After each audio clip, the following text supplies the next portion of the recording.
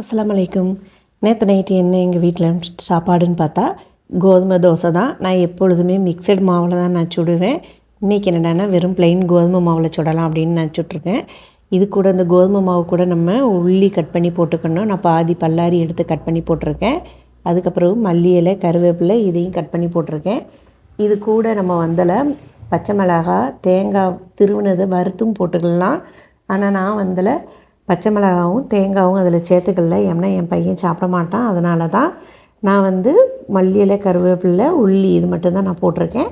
போட்டுட்டு தோசையை ஒரு அரை மணி நேரத்துக்கு முன்னகட்டியே மாவு மிக்ஸ் பண்ணி வச்சுருங்க. அப்போ தான் தோசை சுடும்போது நல்லா ஈஸியாக வரும் நமக்கு. அதுக்கப்புறவு நான் தோசை ஊற்றிட்டு திருப்பி தோசை வெந்தது மாற்றி போட்டுட்டு திருப்பி அது மேலே லேசாக எண்ணெய் டிப் பண்ணி விடுங்க.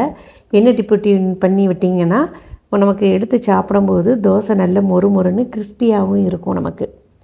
இந்த தோசையோடு நம்ம தேங்காய் சட்னி, தேங்காய் துவையல், இல்லைன்னா வெங்காய சட்னி, தக்காளி சட்னி, இட்லி சாம்பார் எதனாலும் சாப்பிட்டுக்கலாம்.